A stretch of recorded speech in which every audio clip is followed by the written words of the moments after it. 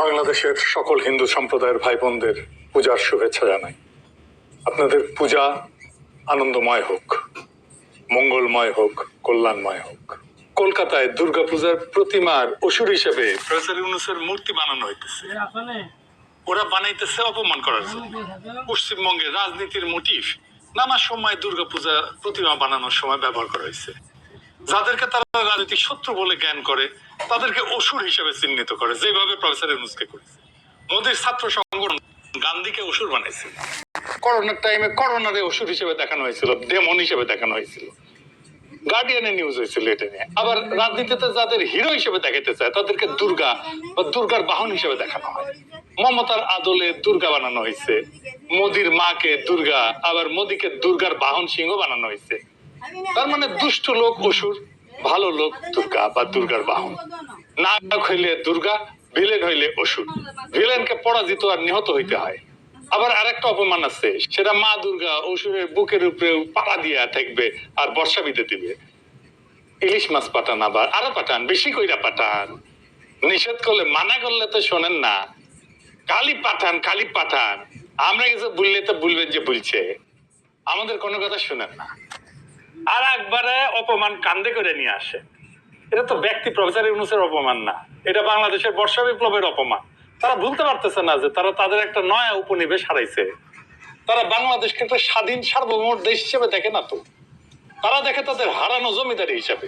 1971-এ গৌরী প্রসন্ন মজুমদার একটা গান লিখেছিল, শোনো একটি মুজিবরের কণ্ঠ থেকে লক্ষ মুজিবরের কণ্ঠ, স্বরের ধ্বনি প্রতিধ্বনি, আকাশে বাজারে উঠে রুনি।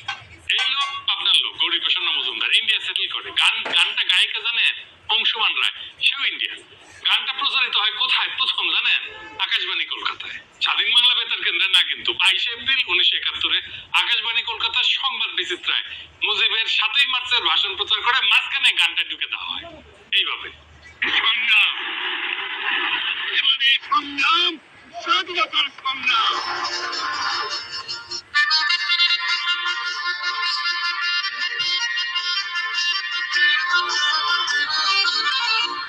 শোনো একটি মুজিবরের থেকে লক্ষ মুজিবরের কণ্ঠস্বরের ধ্বনি প্রতিধ্বনি, আকাশে বাতাসে অতিরুনি। বাংলাদেশ আমার বাংলাদেশ, বাংলাদেশ আমার বাংলাদেশ।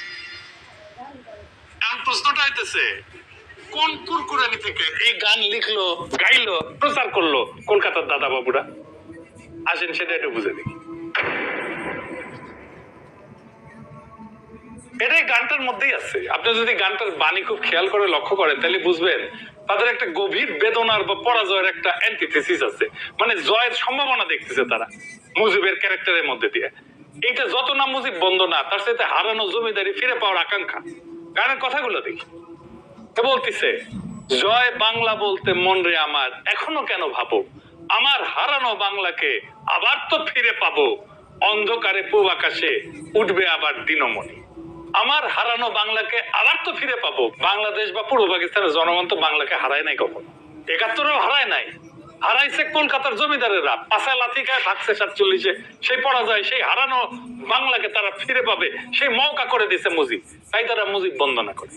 একটা জিনিস দেখে, এই মুক্তিযুদ্ধের ন্যারেটিভ কারা তৈরি করে দিতেছে? এই গানটা, যেটা আসলে মুক্তিযুদ্ধের ইন্ডিয়ান ন্যারেটিভ, সেটা বানায় দিতেছে ইন্ডিয়া। দেশ স্বাধীন করবে, কিন্তু তার স্বাধীনতার গান লিখে দেয় আর এক দেশের লোক। শুধু লিখেই দেয় না, গাইয়াও দেয়। এটাই বালের স্বাধীনতা, আসলে বালের স্বাধীনতা।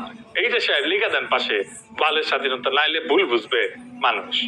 বুঝেছেন তো ক্যাঙ্কা স্বাধীনতা? এটা স্বাধীনতা? এই হইতেছে আওয়ামী লীগের হ্যাডো। 2024-এর বর্ষা বিপ্লবের পরেও তারা বাংলাদেশকে হারাইছে, এক জমিদারি 2 বার হারাইছে। এই এখন ইন্ডিয়াকে বেশ ধরে বাকশালীরা বাংলাদেশে আবার ফিরে আসতে চায়। ইন্ডিয়া থেকে মাতারি হাসিনা বলে সাফা করে দিবে। শুনেন, আমার নেতা কর্মীদের বারবার আমি সহ্য করবো না, সাফ করবে। এবার এবার লক্ষ্য হলো এই ময়লা সাফ করা, বাংলাদেশের ময়লা সাফ করবো। ওই নাকি ময়লা সাফা করবে, ওই তো নিজেই ময়লা। বাংলাদেশের ময়লা তো আওয়ামী লীগ, আমরাই সাফা করে দিব। আর্মি তো ম্যাজিস্ট্রেসি পাওয়ার নিয়ে আছে মাঠে, তাই না? এটা আওয়ামী লীগ তো ধরিছে, আর্মি ধরে। অথচ সংবাদ সম্মেলন করে আমাদের নামে প্রশ্ন করে, ওইখানে সাংবাদিকরা সব কিন্তু খেয়াল করেছি। আবার সেটার উত্তর দেয় আর্মি অফিসারেরা। প্রশ্ন আওয়ামী লীগ নিয়ে না, প্রশ্ন ফাঁসিবাদ নিয়ে না, প্রশ্ন পিনাকি ভট্টাচার্য ইলিয়াসকে নিয়ে। ওই মাতারি সাংবাদিকের ঠ্যাং ভেঙে হাতে ধরায় দেশে যেদিন যাব। কে কে প্রশ্ন করে এটা আমরা জানি। আবার দেখেন টেলিগ্রামে মাতারি হাসিনা দলের কর্মীদের বলতেছে যে তাদের মাইরা মরো, মামলা এমনিও খাবা অমনিও খাবা, তো মাইরা মরো। শুনে মাননীয় প্রধানমন্ত্রী, আমরা কলগুলো আমাদের অ্যাক্টিভেট করা উচিত। আমাদের তো প্রবন্ধ বাতিল, আমাদের যখন নিষিদ্ধ, আমাকে তো দল নাই। যারা বিএনপি করে জামাত করে তাদের উপরে এরকম হামলা করতে হবে, মারতে হবে, তাছাড়া তো কোনো উপায় দেখি না। তো এগুলি করতেছে, আপনাদের করতে হবে। আওয়ামী লীগের দোষ নাই, কারণ আওয়ামী লীগ নাই, ছাত্রলীগ নাই, এটা যা খুশি তাই করা যায়। আর তাই তাই যা খুশি তাই করতে হবে। এখন থেকে শুরু করো।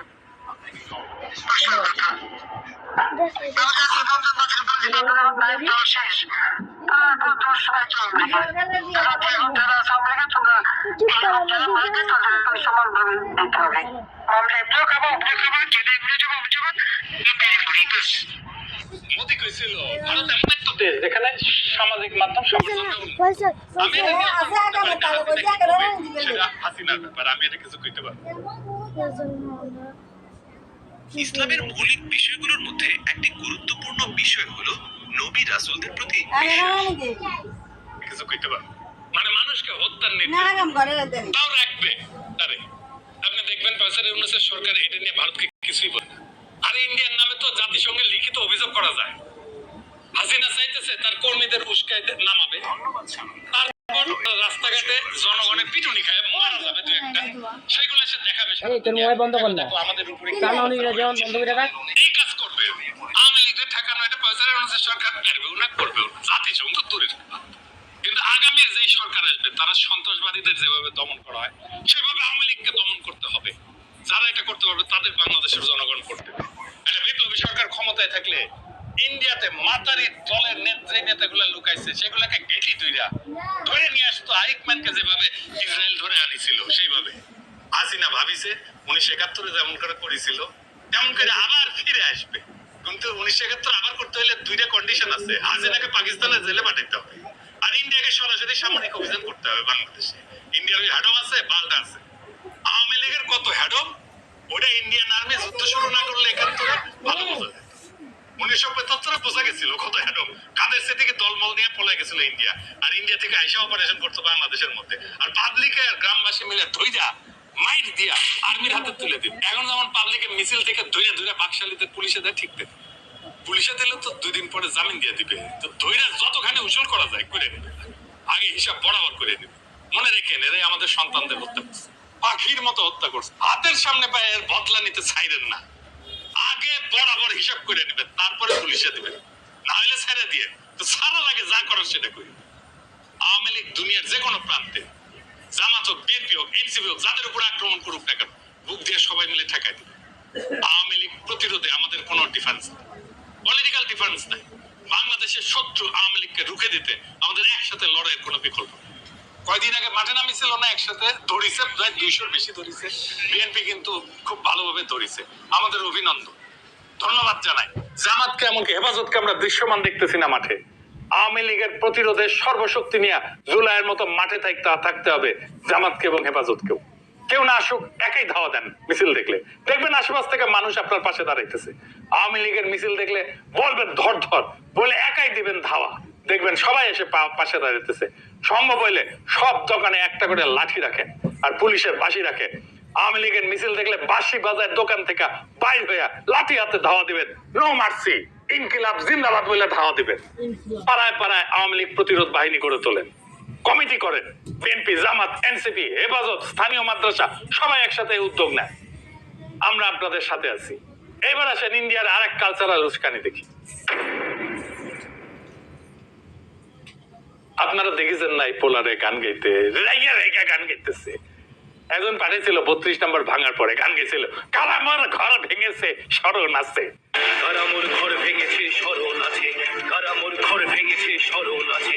সে আমার রক্তে ধোয়া দিন, চেতনায় হানছে আঘাত, চেতনায় হানছে আঘাত, চেতনায় হানছে আঘাত। যাক জনতা দুরন্ত সঙ্গী, দুরন্ত সঙ্গী। হ্যাঁ, মনে হইতেছে ওর নিজের ঘর ভাঙিছে। হাসিনারও এত রাগ মনে হয় নাই, তো ভাবলাম হয়তো ছাত্রলীগের কেউ। তারপরে দেখি ইন্ডিয়া থাকে, ভাবলাম হয়তেও পারে ছাত্রলীগ তো ইন্ডিয়া পলাইছে কতজন। না, পরে দেখি ফেসবুক প্রোফাইলে যায় দেখি যে রবীন্দ্র ভারতীতে এমএ করছে বাংলায়, হ্যাঁ মানে ইন্ডিয়ান মাল। তো ওই নতুন প্রজন্মের অংশমান রায় হয়েছে, ধানমন্ডি 32 নম্বর তোর ঘর হয় কেমনে রে ভাই? মানে মুজিবের ঘর কেমনে তোর ঘর হয়? এমন হয়তো যে কালেকটিভ হিস্ট্রি পার্ট মুজিব, তাও না হয় হয়তো। হ্যাঁ, নেতাজি সুভাষ বসুর ঘরকে আমি আমার ঘর দাবি করতেই পারি, কারণ আমাদের কালেকটিভ হিস্ট্রি পার্ট। জিন্নার ঘরকে আমার ঘর দাবি করতে পারি, কারণ আমার কালেকটিভ হিস্ট্রি পার্ট। কিন্তু মুজিবের ঘর কেমনে তোর ঘর হয় রে? যদি না মুজিব ভারত রাষ্ট্রের স্বার্থ রক্ষা না করে থাকে, মানে রাষ্ট্র মানেই তো স্বার্থ, আর এক দেশের নেতা আমার স্বার্থ রক্ষা করবে না। তো এই পোলা যে বাংলাদেশ নিয়ে উস্কাইতেছে, আমরা সেভেন সিস্টার্স নিয়ে এমন গান বানাই, এখন বানাই এখানে। ওদের নেতারা যারা থাকতে পারতেছে না সেভেন সিস্টার্সে, তাদের আশ্রয় দিই বাংলাদেশে। আমাদের নাগরিকদের সেভেন সিস্টার্সে বিদ্রোহীদের সাথে কাজ করি একসাথে। রিপাবলিক টিভির মতো একটা টিভি স্টেশন করে দিই সেভেন সিস্টারের বিদ্রোহীদের জন্য। ইন্ডিয়া মানবে না। প্রফেসর ইউনূস আমেরিকায় গিয়ে কইতেছে ইন্ডিয়া আমাদের এই প্রবলেম করতেছে, ওই প্রবলেম করতেছে। আমি প্রফেসর ইউনূস হইলে ঠিক এইগুলো করতাম, অ্যারেস্ট টিভি স্টেশন বানাই দিতাম সেভেন সিস্টার্সের জন্য। একদিনের জন্য শান্তিতে থাকতে দিতাম না। ইন্ডিয়া 3 বার আপু ডাকতো আমাকে, তারপর নিজেরাই উস্কানি বন্ধ। তো আমি কইতাম তোমার একটা উস্কানির বিপরীতে আমি 10টা উস্কানি দিই, দেখি কার কত দম। এবার আসে দেশের সীমানায় বাংলাদেশে কি হয়েছে সেটা আগে শোনেন। এক বাইঞ্চুতের কথা, আনিস আলম। বাংলাদেশে কেউ আওয়ামী লীগের হয়ে কথা কইতে পারে এইভাবে? এটা অবিশ্বাস্য ছিল 5ই আগস্টে 2024-এ, কিন্তু এটা হইতেছে। সে কইতেছে বাংলাদেশের 2 কোটি আওয়ামী লীগের নাকি ঘর ছাড়া। শুনেন আপনি, আজকে বাংলাদেশ আওয়ামী লীগের কমপক্ষে 2 কোটি লোক বাস্তুচ্যুত অবস্থায় আছে। তারা নিজের বাড়িতে থাকতে পারছে না, তারা নিজের বাড়িতে শান্তিতে ঘুমাতে পারছে না, নিজের মা বাবাকে দেখতে পাচ্ছে না। যখন তারা দেখতে যাচ্ছে তখন তাদেরকে হত্যা করা হচ্ছে, তাদের বিরুদ্ধে ভুয়া মামলা দিয়ে রাখছে, এবং এই ভুয়া মামলা যতগুলো আছে এই ভুয়া মামলার 100 ভাগ বলবো না, 90 ভাগ বিএনপি লোকরা করেছে। তো তাহলে আপনি যে এরকম একটা পরিস্থিতি তৈরি করে দিয়েছেন, তখন যে আপনি বলেন না আমরা তো ওদের মতো করি না, একটু কম করেছেন কোথায়? ওরা তো আপনাকে ঘরে থাকতে দিয়েছে, আপনাকে জেলে দিয়েছিল, আপনি তাদেরকে জেলে দেন। আপনি তো জেলে দিয়েও শান্তি পাচ্ছেন না। জেলে যখন যাচ্ছে ভাইবে নিজে বলো কতবার উনি পেয়েছেন, জামিন পেয়েছেন, জামিনে কি ধরনের বাধা হয়েছে আমি তো দেখি না। এখন তো আপনি আসামি হয়ে যখন আপনি কোর্টে যাচ্ছেন তখন আপনার উকিলকে মারতেছে, আপনার উকিলও পাচ্ছেন না। আপনি উকিল যারা আসছে তাদেরকে ডিম মারতেছে, আসামি হয়ে আপনি গেলে হেলমেট লাগিয়ে আপনাকে রাখতেছে, আপনাকে আঘাত করতেছে। এই পরিস্থিতিগুলো কি আছিল শেখ হাসিনা আমলে? আর বাংলাদেশ রোহিঙ্গারা ডিসপ্লেসড হয়েছে কত? 10 লাখ। আমাদের কাল ঘাম ছুটে গেছে তাদের একটা ফাঁকা জায়গায় অ্যাকোমোডেট করতে। সিরিয়া এমন ডিসপ্লেসড হয়েছে কত? এতদিন যুদ্ধ হয়েছে 1,20,00,000। এতদিনের যুদ্ধ আফগানিস্তানে কত লোক ডিসপ্লেসড হয়েছে? 1 কোটি। আর বাংলাদেশে 2 কোটি আওয়ামী লীগের ডিসপ্লেসড হয়েছে। গাঞ্জার নৌকা কি পাহাড়ে যায়? এই আনিস আলমগীর একটা আওয়ামী ফ্যাসিস্ট পান্ডা 2021 সালের 30 নভেম্বর এটা লিখেছিল বাংলা ট্রিবিউনে, খালেদা জিয়ার চিকিৎসা রাজনীতি কি লিখেছিল দেখি। বিএনপি সেই সুযোগ না নিয়ে বারবার জল ছড়া দিচ্ছে এবং খালেদা জিয়ার চিকিৎসাকে পিছিয়ে দিচ্ছে। তারা খালেদা জিয়ার আপসীন নেত্রী ইমেজ ধরে রাখতে আগ্রহী, কিন্তু একজন ব্যক্তি যখন তাদের ভাষায় মৃত্যুশয্যায়, তখন এই আপসীন ইমেজ কি কাজে আসবে তার ব্যক্তি জীবনে?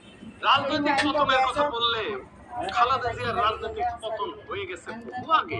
খালেদা জিয়ার নাকি রাজনৈতিক পতন হয়েছে বহু আগে। আরাম দাদা বান্দির প্রতি শুধু এখন টেলিভিশন স্টেশনে বক্তব্য করে তাই কি করতে হবে? রাজনৈতিক পতন হয়েছে কইতেছে প্রধানমন্ত্রী তো খালেদা জিয়ার চিকিৎসার সুযোগ দিয়ে তার রাগ ক্ষোভ করেনি, প্রকাশ্যে বলছেন এবং ক্ষোভের কারণও ব্যাখ্যা করছেন। মানে এটা জাস্টিফাই, জাস্টিফিকেশন দিচ্ছে হাসিনা পক্ষ হয়ে।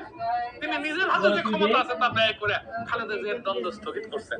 তাও বলছেন তাহলে প্রধানমন্ত্রীকে টার্গেট করে গোলা ছুড়ে লাভ বলতেছে হাসিনাকে বাঁচাইতে আসছে মাদারচোদ। আর কইতেছে চিকিৎসা মৌলিক অধিকার অবশ্যই, কিন্তু একজন সাজাপ্রাপ্ত আসামি এবং সাধারণের অধিকার নিশ্চয়ই এক নয়, সীমিত। বয়স্করা সেটা ভালো করেই জানেন। তারা বেগম জিয়ার চিকিৎসা নিয়ে রাজনীতি না করে মুক্তির জন্য কেন ক্ষমা প্রার্থনা করছেন না? মানে আনিস আলমগীর খালেদা জিয়াকে হাসিনার কাছে ক্ষমা চাওয়ার জন্য 5ই আগস্টে ঠ্যাং ভেঙে হাতে ধরে না এখন বিজেপি সাজিয়েছে টেলিভিশন স্টেশন। আবার বঙ্গবন্ধুর মৃত্যু নিয়ে সে 15ই আগস্টে প্রশংসা শেখ মুজিবকে যে ফুটা করা হয়েছিল না, যে তারিখে 15ই আগস্টে, সেই ডেটে তার এই ট্রিবিউট করে কলাম লিখেছে। আমি আর বললাম না বালসাল, আর একটা লিখেছে 19 অক্টোবর 2022-এ লিখেছে হুকার হুমকা, মানে হুম্মাম কাদেরের হুমকা এবং সাধারণ মানুষের সামনে, মানে হুম্মাম কাদের নারায়ণ তকবীর স্লোগান দিয়েছিল না, ওইটার সমালোচনা করেছে।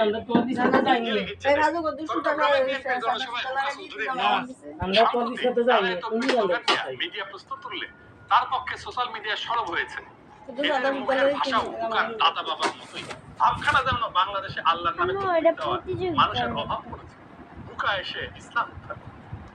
হুকা তার দাদা ফজলুল কাদের চৌধুরী, ফকা চৌধুরী এবং তার বাবা সাকা চৌধুরীর মতো ধর্মীয় কার্ড খেলে মানুষকে বোকা বানাতে চেয়েছেন। সেই জন্যই তিনি বক্তৃতার শুরু এবং শেষে নারায় তকবীর ধ্বনি দিয়ে ক্ষান্ত হননি শুধু, এদিকে তার বাবার স্লোগান দাবি করেন। ওই বক্তৃতার সাকা পুত্র তার বাবাকে শহীদ বলেছে, সাকা যুদ্ধাপরাধে সাজাপ্রাপ্ত ব্যক্তি। বাংলাদেশের রাজনীতিতে অত্যন্ত ঘৃণিত কুলাঙ্গা 71 সালে হিংস্র খনি থেকে অশ্লীল রাজনীতিবিদ যে আমার চাচা মুক্তিযোদ্ধা মুক্তিয়ার উদ্দিন চৌধুরীকেও 13 আগস্ট 1971 সালে ধরে নিয়ে ফকা চৌধুরীর হাতে তুলে দিয়েছিল হত্যার জন্য। তাকে শহীদ বলা মানে শহীদদের অপমান করা, শহীদ শব্দের অপব্যবহার। অশ্লীল বক্তব্য, ঔদ্ধত্যপূর্ণ মন্তব্য করে ঘরে বাইরে আলোচিত শাখার মতো যদি তার পুত্র হুকাও রাজনীতি করতে চান, তাহলে তার কপালে শনি আছে। তার মনে রাখা উচিত যে বাপ দাদার দেখানো পথে তার সফলতা নেই। তার বাপ দাদার অপকর্মের জন্য পুরো চট্টগ্রামে তার একটি ঘৃণিত পরিবার। আপনারাই বলেন, চট্টগ্রামবাসী আপনারাই বলেন, সালাউদ্দিন কাদের চৌধুরীর পরিবার কি ঘৃণিত পরিবার চট্টগ্রামে? না, হাইলি রেসপেক্টেড পরিবার। এবং সেই জন্যই সালাউদ্দিন কাদের চৌধুরীকে ফাঁসি দেওয়া হয়েছে। একজন ভেরি স্ট্রং ন্যাশনালিস্ট লিডার, তার এইভাবে ফাঁসি দেওয়া। সরকারের অবদান থাকুক আর না থাকুক, কোটি কোটি প্রবাসী শ্রমিকের আয় সারা দেশে উন্নয়নের ছোঁয়া লেগেছে। গ্রামেগঞ্জে গেলে দেখবেন পাকা ঘর তৈরি হয়েছে। যারা যুদ্ধাপরাধী তাদের বিচার করে বাংলাদেশ আর একটা নৈতিক দায়িত্ব শেষ করেছে, ছালা শাহবাগীর হয়েছে। কিন্তু এই বিচারের প্রতিশোধের কথা তুলে দেশে যদি স্বপ্ন দেখে কেউ প্রতিহিংসার রাজনীতিতে সামনে আসতে চায়, তারা রাষ্ট্রের স্থিতিশীলতা এবং উন্নয়নকে বাধাগ্রস্ত করতে চায়। হাসিনার ভয় দেখেছে। আওয়ামী সরকার বিরোধীরাও এই ধরনের প্রতিহিংসা চায় না, ওরা কয়ে আসছে। আওয়ামী লীগ থেকে মুক্তি চাইলেও সাধারণ মানুষ দেশে হানাহানি চায় না, ওরা কয়ে আসছে। 2024-এ কি হইল? হানাহানির গন্ধ পেলে সাধারণ মানুষ বিরোধী দলের আন্দোলনে শরিক হবে না। 2024-এ কি হয়েছিল? আনিস আলমগীর, সাধারণ জনগণ মাঠে নামছে, তোর মাম্মা হাসিনারে কাটাইতে পারছে, শাড়ি তুলে তো হেলিকপ্টার করে পালাইছে দিল্লিতে। তোর পিতৃভূমিতে তোর বালসাল বক্তব্যের কোনো মূল্য আছে? করে দেখি আসলে। লিঙ্কডিনে দেখলাম ড্যাফোডিলে পড়ায়। ড্যাফোডিলে প্রচুর পয়সা নাকি, এত বেতন দেয়। সোনারগাঁ হোটেলে জিম করতে যাইতো আমি যখন দেশে ছিলাম তখন। এই লাইফস্টাইলের টাকা পাই কই থেকে? ড্যাফোডিলে পড়ায় এত সহজ নাকি বাংলাদেশে টাকা কামানো? আমিও পড়াইতাম এআইইউবিতে। টাকা কেমন পাওয়া যায় জানি তো। ড্যাফোডিল এরকম একটা ভালসুন্ডা দিয়ে ছাত্র পড়ান লোক পান নাই আপনারা? হ্যাঁ, ড্যাফোডিলের কিন্তু প্রচুর সমস্যা আছে। ড্যাফোডিলের মালিকে এরকম লোকরে ধরে ধরে পাল্টেছেন আপনারা। মিয়া আপনারা ধরলে তো তখন আবার কাউ কাউ করবেন। আপনারা তাসনিম কলিলকে দিয়ে পড়াইতে পারেন, আল জাজিরার তানভীর আছে ওদের দিয়ে পড়াইতে পারেন, আমাকে প্রেস সেক্রেটারি শফিক আছে ওদের দিয়ে পড়ান। এই কুয়ে হাত পড়লো আপনাদের, মানে বাকশাল একটা গু, আওয়ামী লীগ একটা গু। সেই গুয়ের নিকৃষ্ট পোকাটা হচ্ছে আনিস আলম।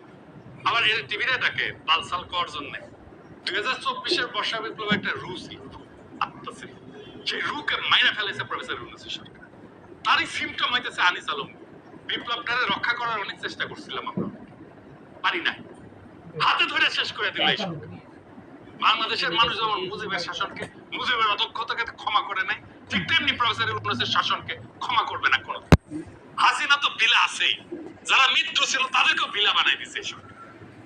এখন আপনারা কে হোগা কাল্লু সর্দার, मैंने आपका नमक खाया है, अब एक कल्लू अब गुली खा बिचिया हो। এই গুলি আসতেছে কলকাতা থেকে, যদি ইলিশ পাঠাচ্ছে এ প্রফেসর ইলিশ মাছ না পাঠালে আমি এত বিলা হইতাম না। সত্যি কথা, আমি খুব ছোটখাটো জিনিসে বিলা হয়ে যাই। কলকাতার পূজার প্যান্ডেলে যাচ্ছি, অপমান তো ব্যক্তিগত না, এটা সংগ্রামের অপমান। ইউনূস কি বানাইছে, অসুর বানাইছে। তারা প্রতিমায় আমাদের ইতিহাসকে কেটে ছিঁড়ে উপহাস করে, তখন তারা শুধু একজন ব্যক্তিকে আঘাত করে। তারা আমাদের সার্বভৌমত্ব, আমাদের শিল্প সংস্কৃতি, আমাদের মর্যাদা, আমাদের স্মৃতিকে আঘাত করে। এইটা আমাদের বর্ষা বিপ্লবের প্রতি আঘাত। আমরা চুপ করে বসে থাকবো না। এইটার আমরা বদলা নেব। ইনকিলাব জিন্দাবাদ।